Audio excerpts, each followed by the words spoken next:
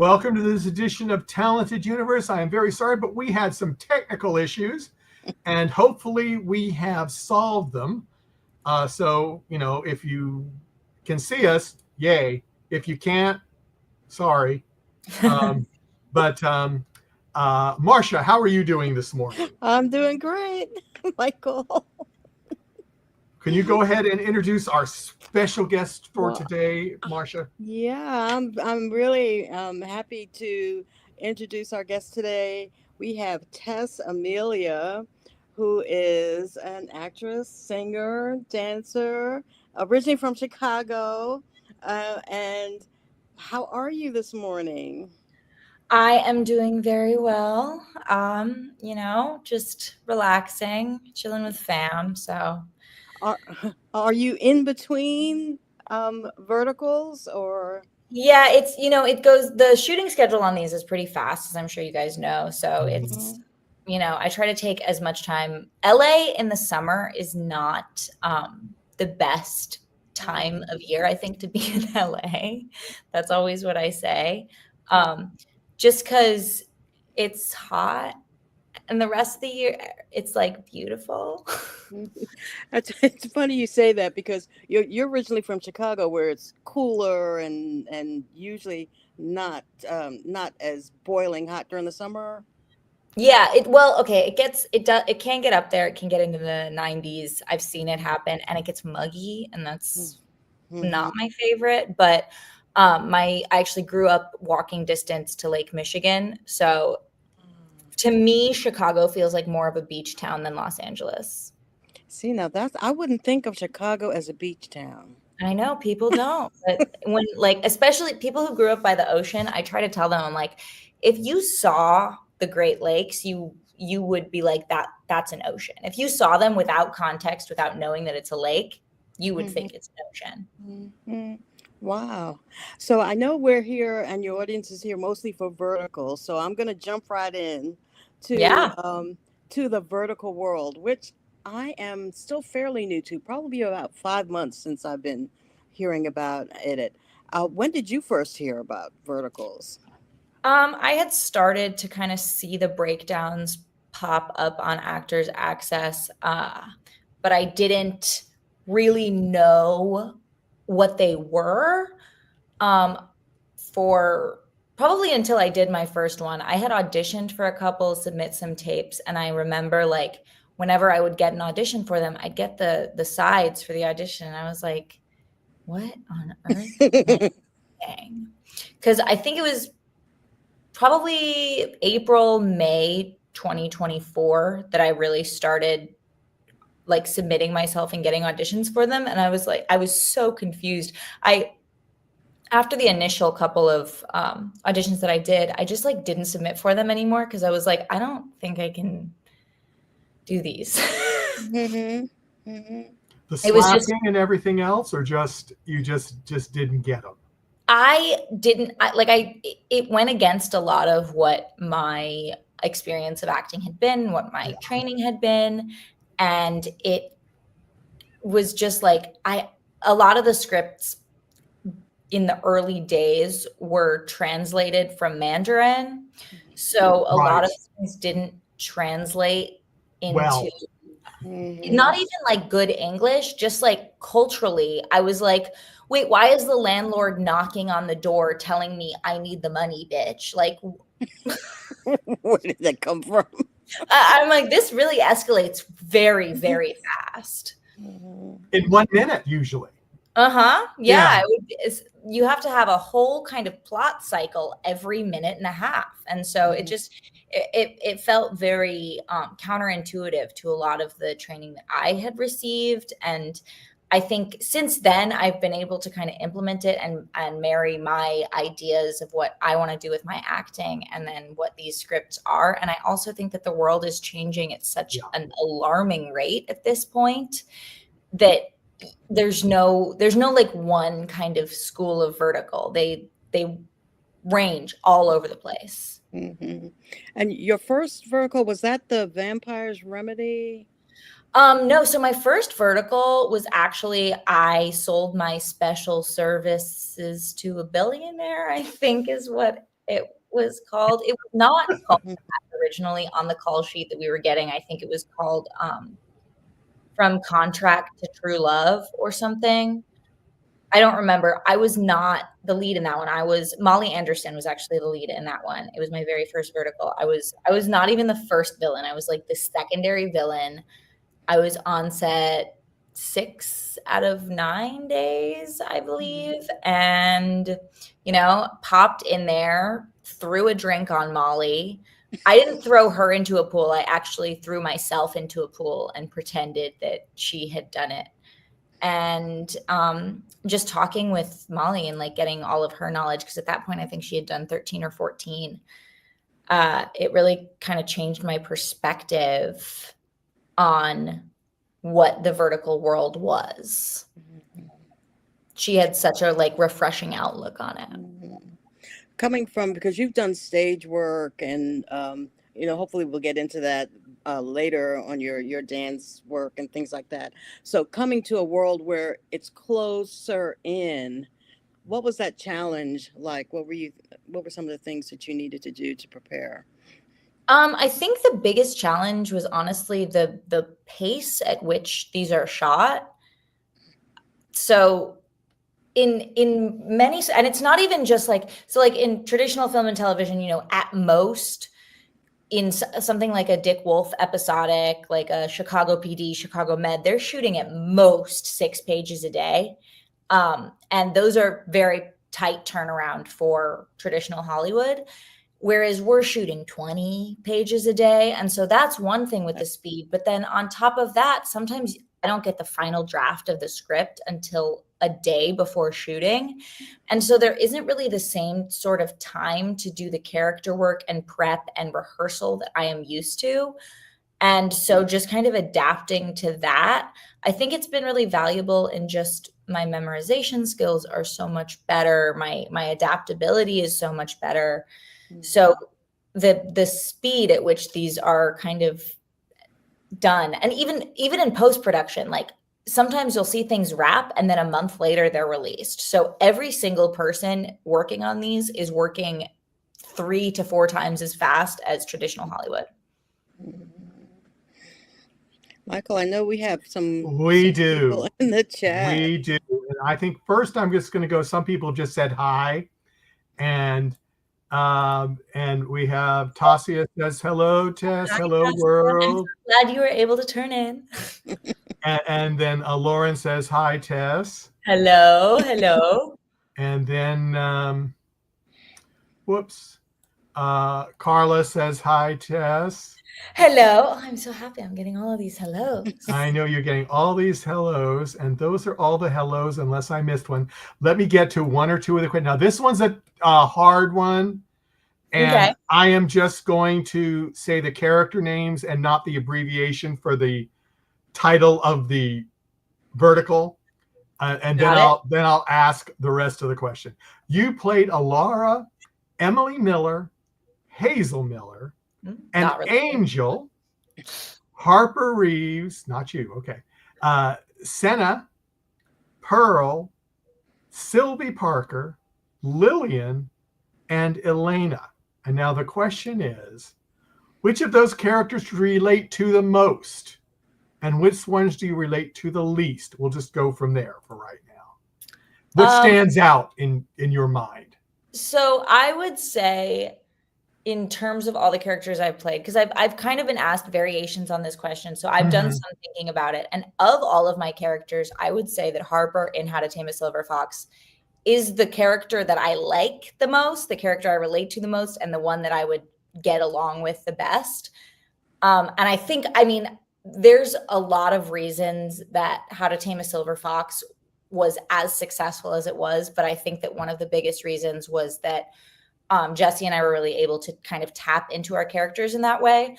Harper had a sense of humor in a way that you don't often get to see the female lead in these have a sense of humor. Very often it's the like, who, me? Doe eyes, and life happens to them rather than them happening to life. Harper took initiative. And I think that her vulnerability came from the fact that she was young and kind of confused and just kind of like free balling. Like she's a little arrogant. She was a flawed character, even in the least, like the way that vertical main female characters are never truly deeply flawed in an unacceptable way, because a lot of the times that they're the character that the audience is supposed to relate to and kind of see the world through.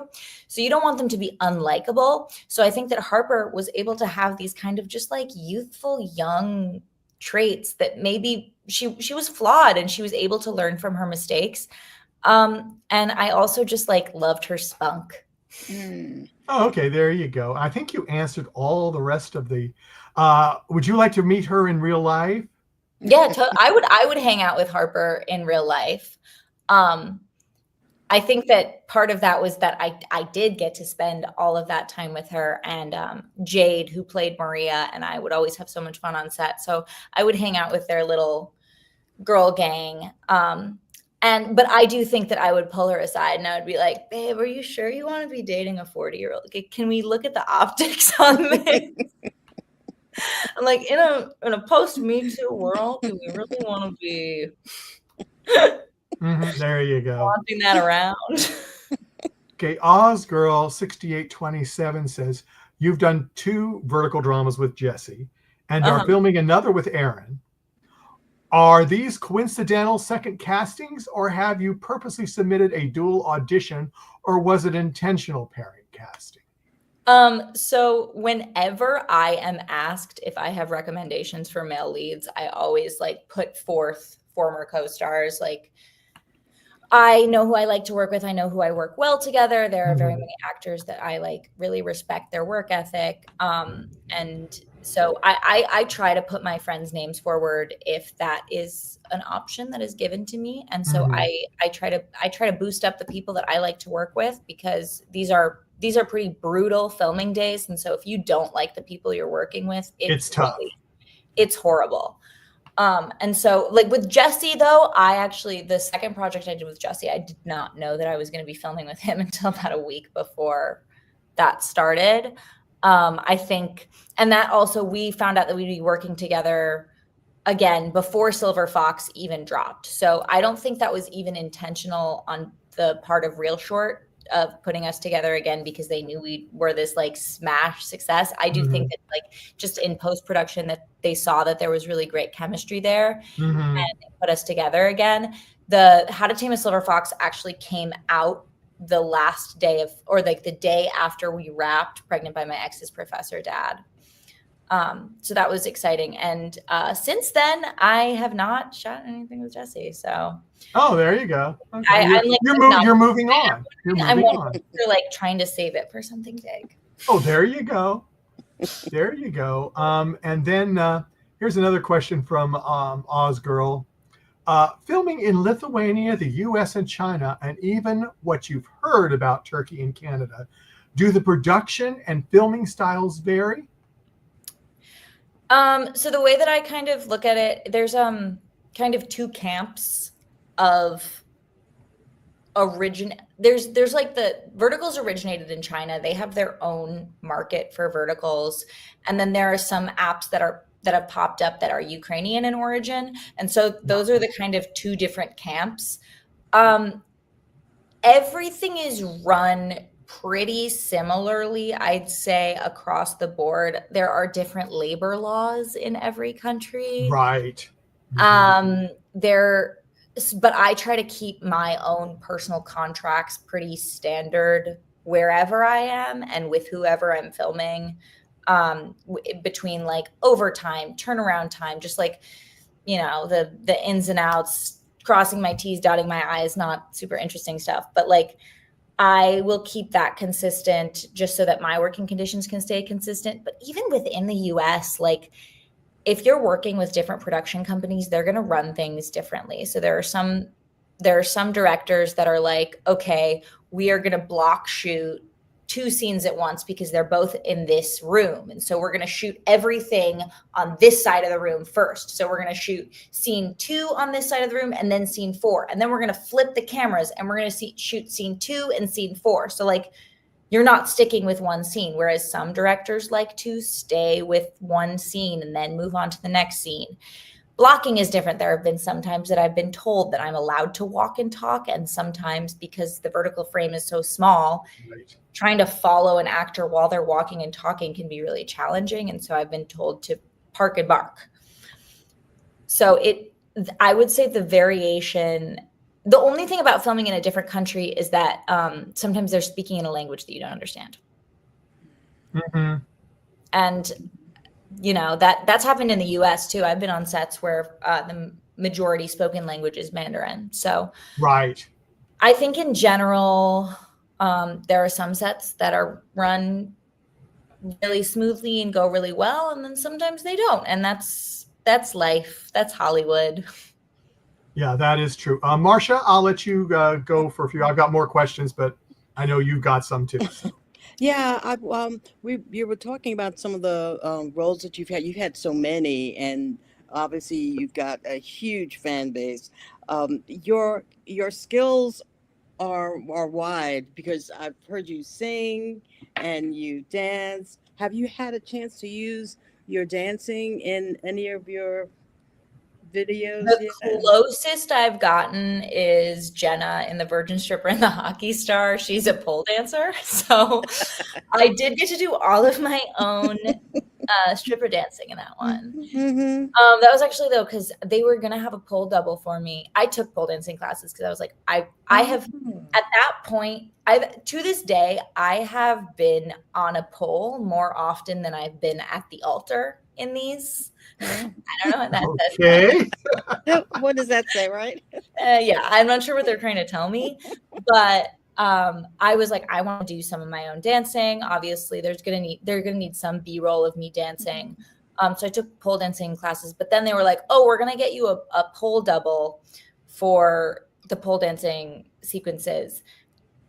We were called at 5 a.m. in like probably 45 minutes outside of LA at a strip club because we had to wrap before the strip club opened.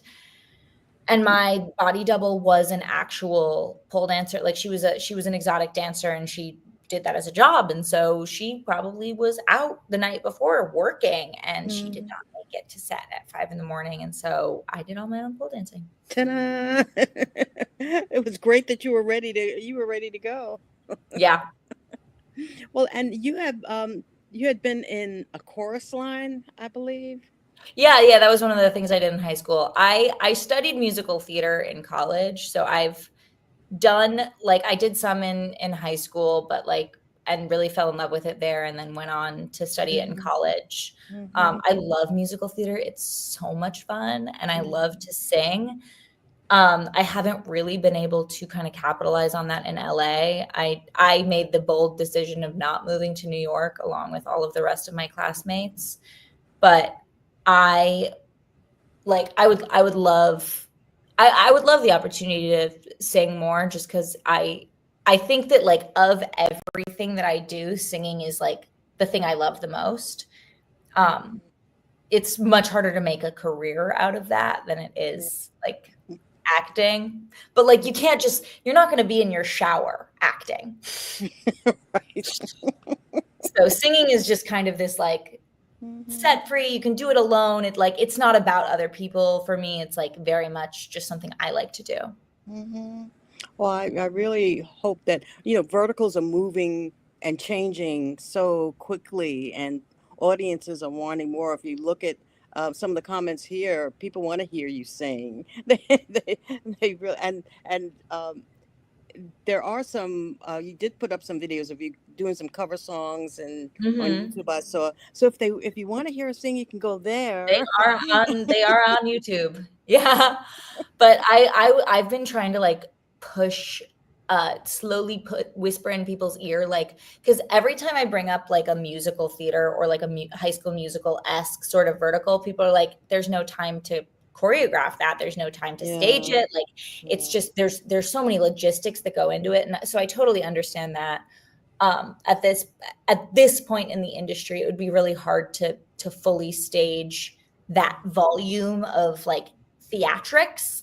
But I think that like a music and lyrics type situation. If anybody knows that movie where it's more like acoustic and or like Once, where everything is very low key, the sound mixing isn't as much, and so you can get away without like big choreography. Let me throw up a couple of more hellos and things. Oops, sorry. Sarah says, I love Tess so much. She's incredibly talented and such a sweet person. And then we have Lauren says, Tess, which has been your favorite vertical to film? Okay, I have like, oh my God, I have so many like favorite moments in a lot of them. So like, I loved Executive Affair, just because our director, Executive Affair, our director Chrissy and our script supervisor Kate reworked the script probably 5 or 6 times. It was probably the most edits any of my verticals have ever been through in terms of script. The most versions I've gotten. And from the first version to the shooting version, there were like worlds of difference. And they really put a lot of, I think, thought and intention into making Pearl a character that felt very grounded and realistic. And so that was really nice to play because it was one of those stories where like it's a mistreated woman and she like at every turn she's kind of facing adversity, and she, instead of sitting there and crying about it like a lot of, I think, these stories tend to lead for a long time until finally the woman steps up and into her own. Pearl has her reasons for doing it, and she also like she's very intentional about the choices that she's making. And so just like getting to play with Chrissy and Kate's dialogue too, because they just write so brilliantly, was something that I hadn't yet experienced in verticals. I think that like I have some unreleased ones that are fun, and I'll be able to talk about those more once they're out.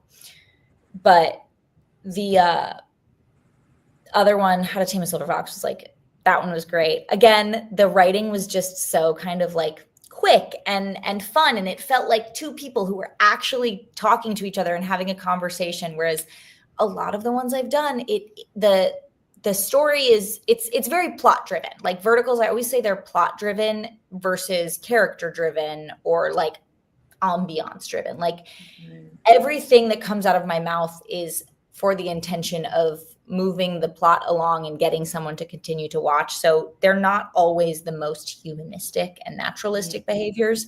And that's just not as fun for me. But How to Tame a Silver Fox was very fun to shoot. It was also a crazy shoot. I got locked in a bathroom at one point. Like we were out in the rain for 6 hours. Like it was kind of Jesse was sick for the first 5 days of that shoot. So like day 6, I was like, oh, I feel like I finally meet you, because he was so out of it for the first 5 days, and he wouldn't take cold medicine because he's like such a boy. So he was gone. And then Yasmin says, my favorite vertical actress. Thank you, Yasmin. And then a Charm asks, what's the most challenging role that you have ever played? And I'm going even out of verticals. I mean, in your whole career.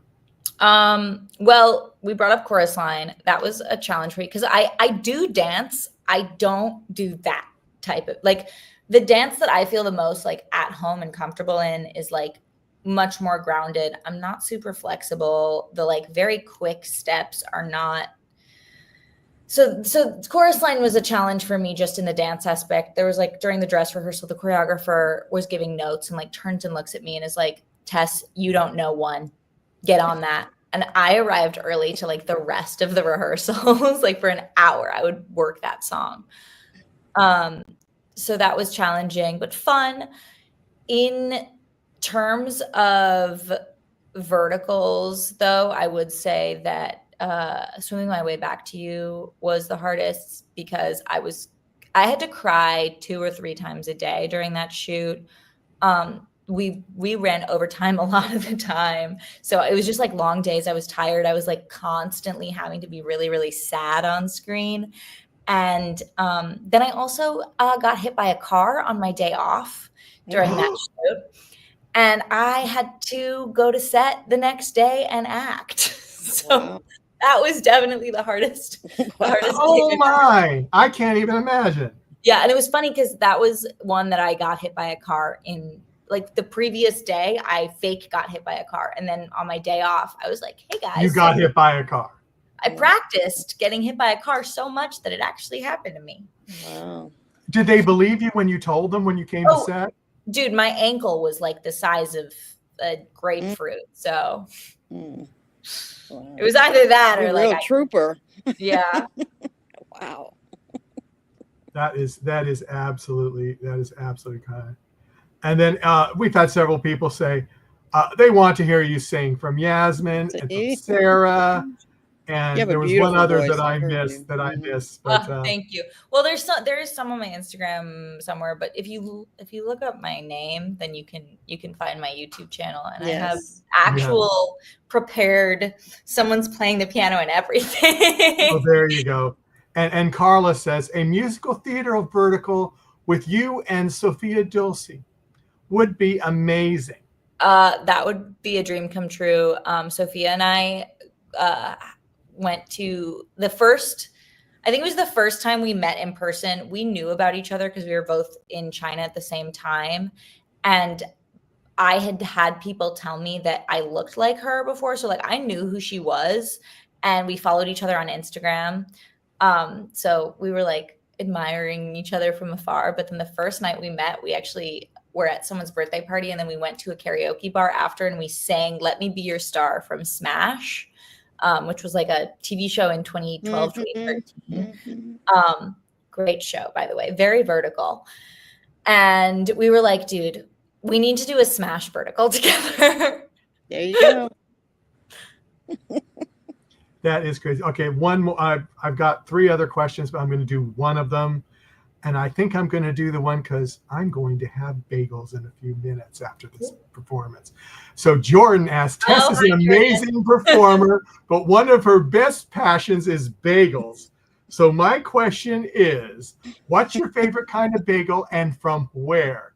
Keep killing it, Tess. Yeah, so those who follow me on social media know that I'm a big bagel fan. I go everywhere I go to a bagel shop and I try them.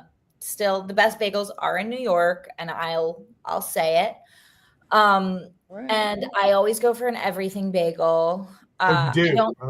I don't like sweet bagels. I don't respect sweet bagels.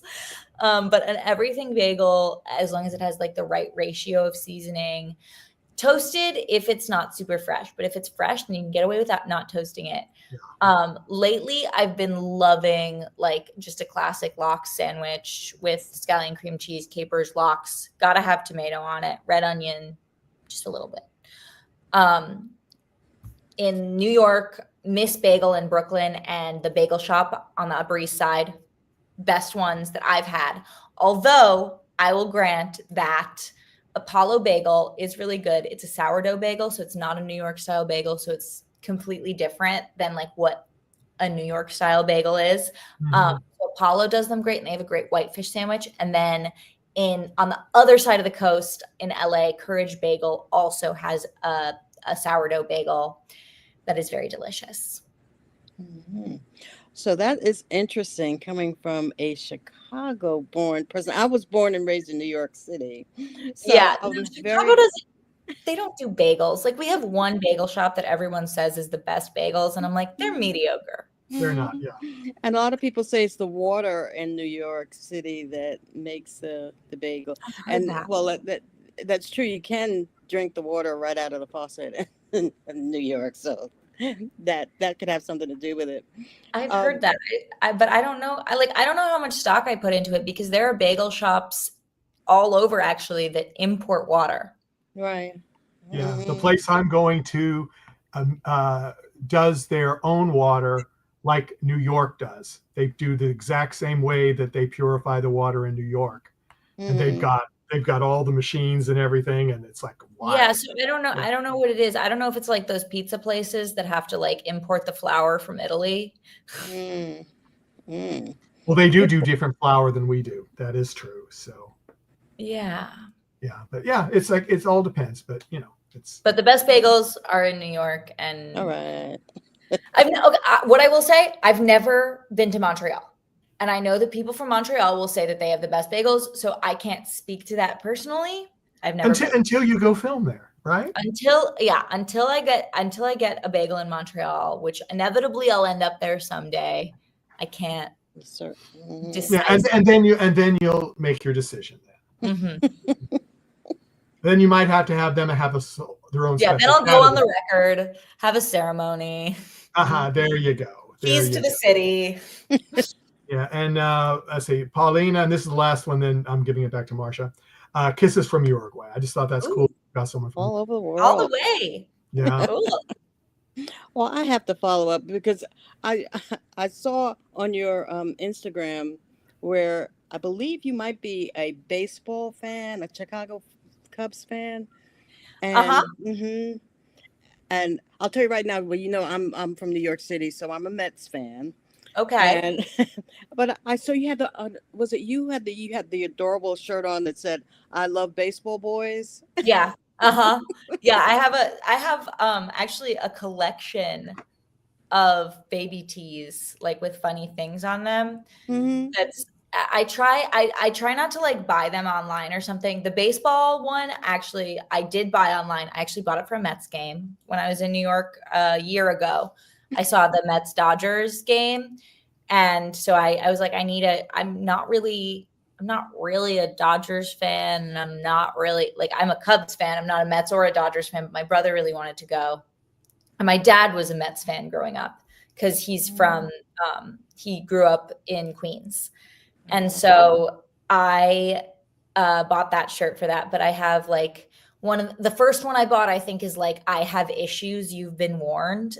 And I found it in a thrift store and I'm like, this is crazy. I love it. I have one that says boyfriends make nice pets. I have one that says I love to make boys cry. I love lying. One of my favorite ones is a pirate one that it says, you can have the booty, but don't touch my chest. And that one's funny. So I try to, I have like a small collection of novelty t-shirts. And I'm just totally switch gears. I really enjoyed learning about your beginnings as an actress and some of your early, and you were a child really when in some of them. One was a short called Death by Brian Lang.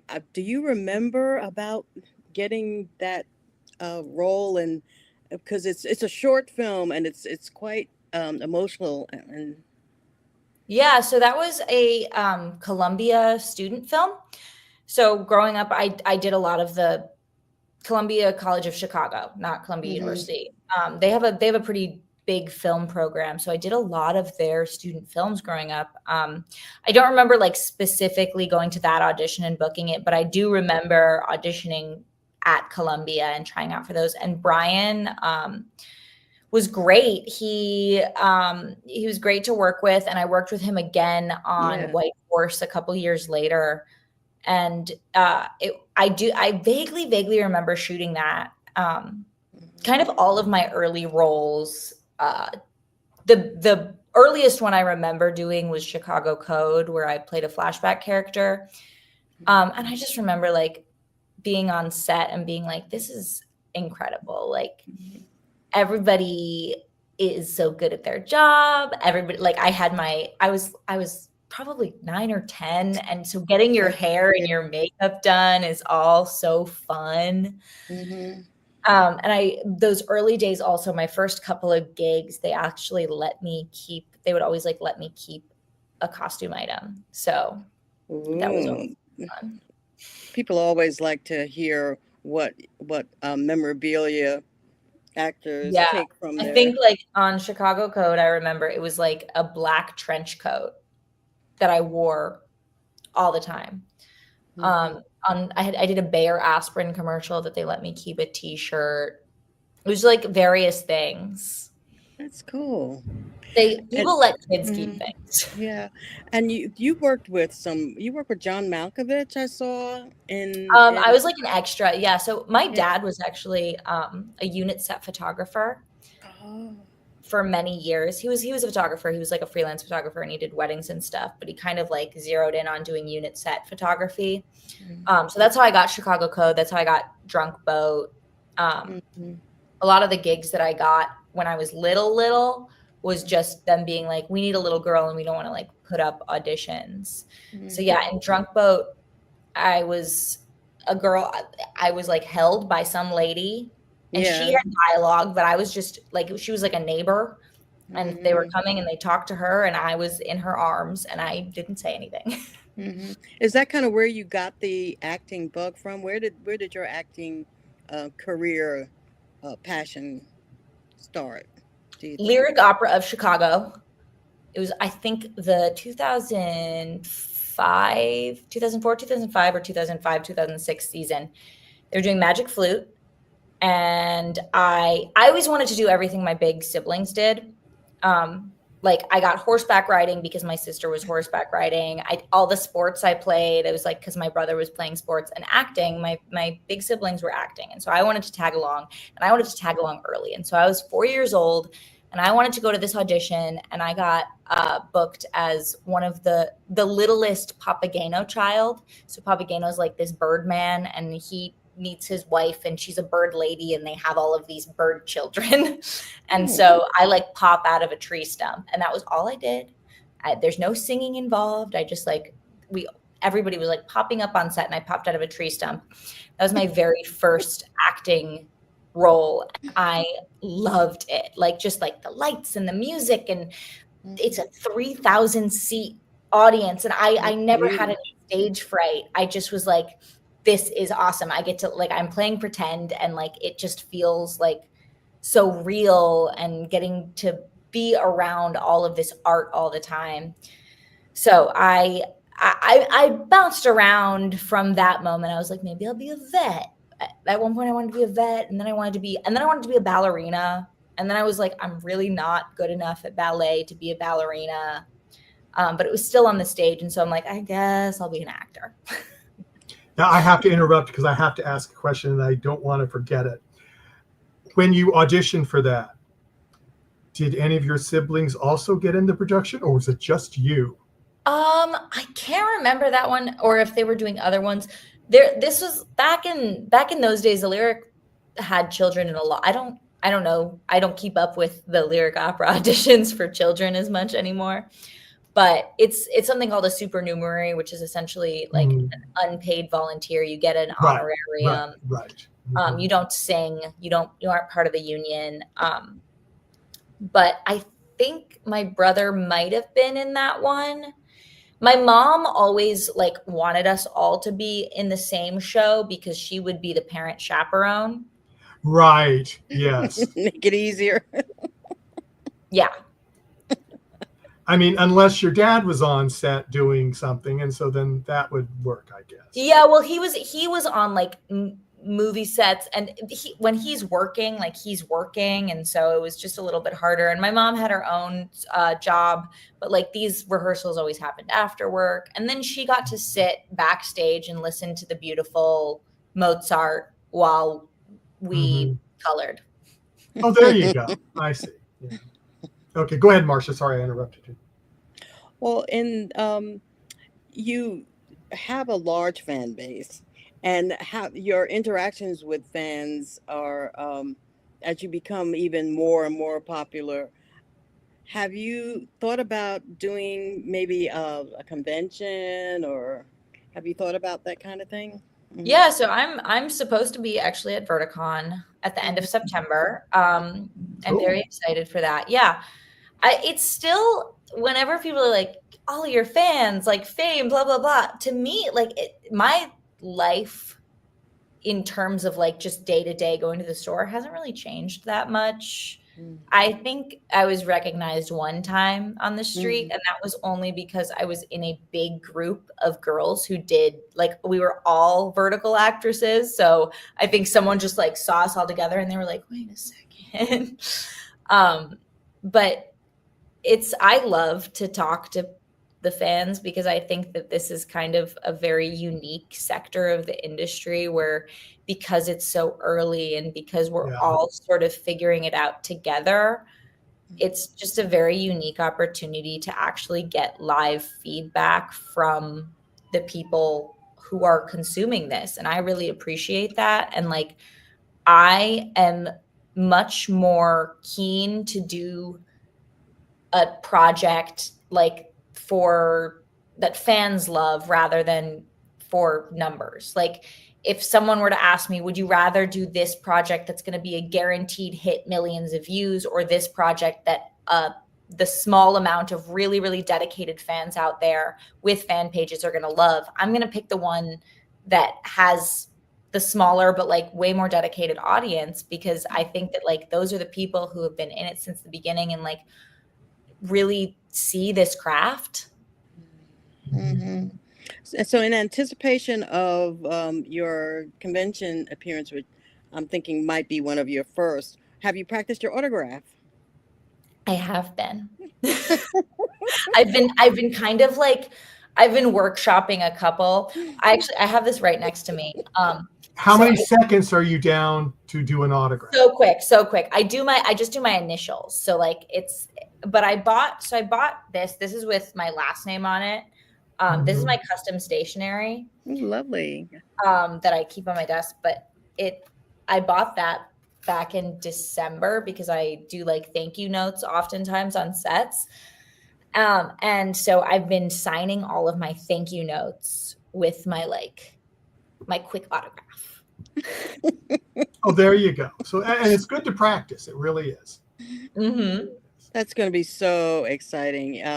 I mount and produce some convention panels and things like that for Comic-Cons and whatnot. And you are going to have so much fun. Oh, yeah. So I actually used to go to Comic-Cons. My sister was a big Comic-Con person. Another thing that I just like did because my older sister was doing it.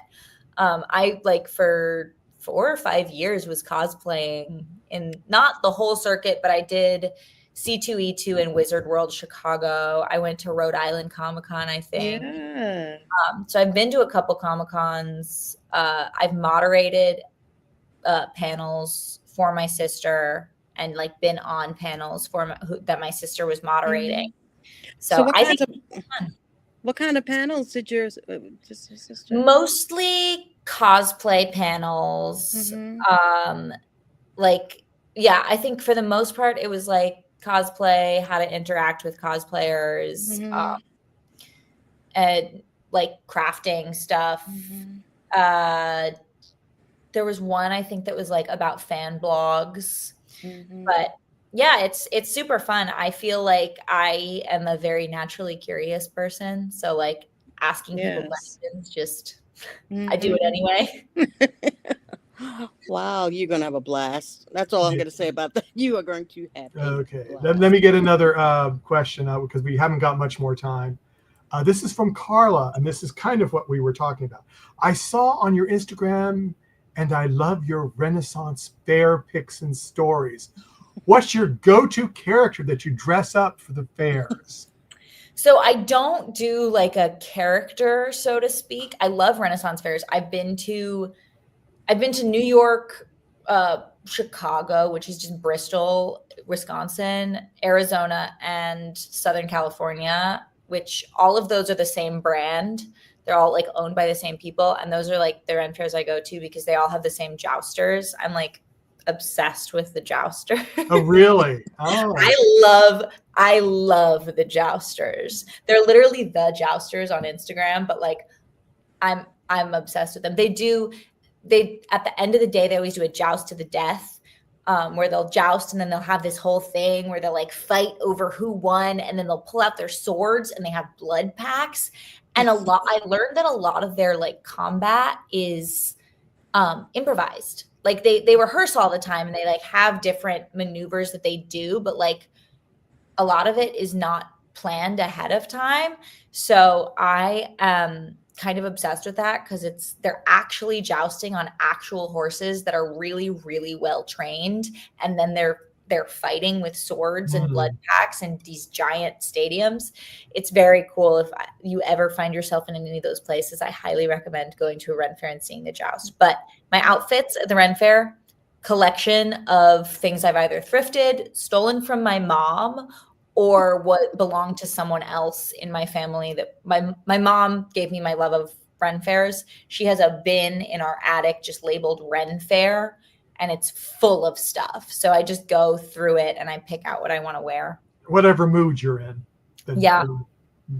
That is cool. Marcia, do you have a closing question or questions? Well, I'm just excited to see what you're going to be doing next. Is there something that you can tell us about projects that we're going to see soon? Yeah, so next month I should be having one come out that I'm really excited about. It's like less of a romance and more of like just a high school rivalry. That one was incredibly fun to shoot. The director, Anthony Finelli, was phenomenal to work with. He's a really funny guy.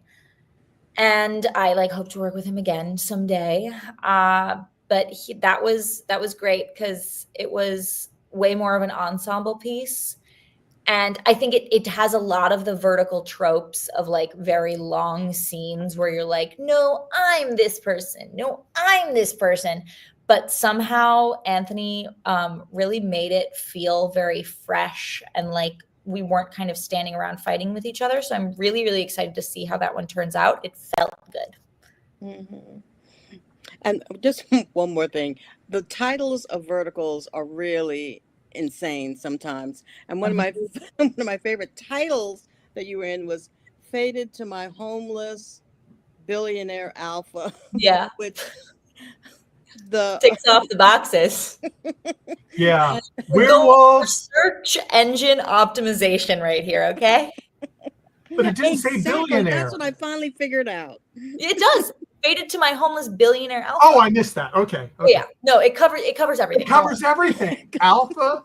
Yeah. Yeah.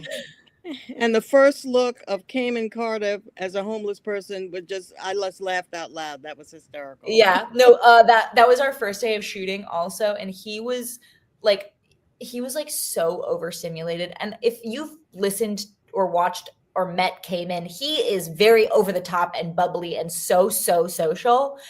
And I got that. He was on our show. He was on. I got that. Yeah. So like, yeah. I got that version of Cayman for about 30 minutes until they put the facial hair on. And then he shuts down. He's silent for the rest of the day. He's just this like giant, because he's huge. He's like 6'4" or something. This brooding man sitting in the corner, like not talking. And I'm like, what happened? Like, am I the problem? And I was like freaking out about it, but he was just overstimulated from like all of the glue and dirt on his face. Yeah, it was amazing. It was funny. That's it for me, I think. Okay. I have one last question that I usually ask everybody. I usually ask it earlier, but we were having too much fun talking about other things. When you started Verticals and you would tell your friends what you were doing and they gave you these funny looks, like, what are you talking about? How did you explain to them what a vertical drama was? So to this day, actually, like I'll be at a bar or something and someone will be like, oh, what do you do? And I'm like, I'm an actor. And they'll say, great. Have I seen you in anything? My spiel at this point is like, do you have TikTok? Yes. Are you ever scrolling on TikTok and you'll come across one of those ads that's like, I have to contract marry this man, or my husband's cheating on me. I'll just grab this janitor to marry. And it's like super dramatic and it's a really long ad, but you can't look away. And people are like, yeah. And I'm like, so I do those. And I saw the janitor one just the other day. That's great. Because 95% of the people in my life have seen the ads. the ads are everywhere. So everywhere, yes. Even if you're not really paying attention, or even if you're not clicking on the ads, you've seen the ads, you know what they are. And so just like having that connection, people are like, oh, I thought those people were AI. Yeah, well, I can totally see, because that happened to me when back in October, November, when I first stumbled across them on Instagram, and I just went, what are these things? Yep. And then I did research, and I contacted one actor, and I contacted him because I was kind of curious about the vertical thing, but he'd done something else that I really wanted him to be on the show to talk about. But he ended up saying, yeah, he'd like to be on.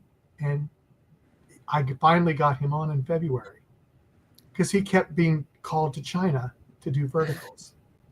And I just went, Daniel Zhangma. Yeah, no. Do you know him? I don't know him, but we are in each other's spheres. He said something very kind about me in an interview once. And so yeah, he's a cool guy. He seems like such a sweetheart. He is. He's been on twice with us. And but I mean, he was our first guest, and he was the first one I contacted. But it took from October, November to February to get him on, because he kept telling me, I'm free now. I'm free. Oh no, I'm not. I'm in China. Yeah, in China, or he actually had something in Australia to do. But I mean, I just went, there are that many, and at the time I only thought there were like 3 apps. That's all I'd stumbled across. I mean, and but even there's like 20 or 30. For November, the amount of apps that have popped up, it's like all of a sudden now we're gonna be on this short drama short mini play. Short mini max. I mean, any number of words. I'm like, I would used to go to production and be like, what platform is this for? And just out of curiosity, because they do things different in terms of like how long the post-production is and stuff. But now I'm like, they'll tell me, I'm like, yes. I don't know what that is. I don't know what that is. Yeah, no. And I can't keep up anymore. I mean, I ran across another new one the other day, and I said, I've lost count. Yeah. And I think there was someone made a graphic. One of the fan pages did a graphic where they put every single app on one slide, and I was like, they're 60 or 70 or something. Yeah, that was more than I think, and I know there's some in China too. Yeah, but China has their own market for it. That's what people, whenever I'm like, yes, it is a Chinese, it originated in China. People are like, oh, so Chinese audiences? I'm like, no, they have their own. They don't need to watch us. No, and some do though. Yeah. We've had some people from China that have come into our podcast and asked questions. That it's similar to how in America we love K-dramas. Yes. It's kind of whatever style you like, but that's my big thing about pushing forward this industry is I would love to break more from a Chinese model and have our own American model, simply because of the fact that the Chinese model, they're producing their own, they have their own. So if you want to see something more like that exists out there, we don't have to recreate that with us. Well, that's what they seemed to do at the beginning. They were recreating the Chinese ones, but they had to get their foot. And I have noticed in the last several months, the new ones that have been coming out are very different. There's some that are revolutionizing the way things are doing. And I mean, I've even seen a couple that don't have a cliffhanger every minute and a minute and a half. I know, you just want to watch because it's kind of because good. It's interesting. Yeah. And the acting is good and everything else, and the writing is good. Yeah. Which is more character driven, which is nice. I love a character driven piece. Yeah, I do too. But I did enjoy the craziness of the first ones, because that's what got me interested. Yeah. So I mean, you can't look away. No, and it's so mean that they do that to you. But I'm going to let Marcia say goodbye to you too. But I just like to thank you very much, Tess, for coming on. This has been really fun. And if you'd ever like to come on again, if you've got new projects you want to talk about, and as you can see, we do try to interact with as many fans as we can that throw questions out. We'd love to have you on again. And Marcia, I'll let you close us out today. Well, I'd love to thank everybody who joined via the live chat and before. And Tess, of course, it's been a joy discovering so much about you, and we are looking forward to everything you have going in the future. Yeah, thank you so much. And we will see everyone again soon. Bye-bye. Yeah. Bye. Thank you guys. Thanks for tuning in. And I had so much fun. Good. Bye-bye. Bye. Bye.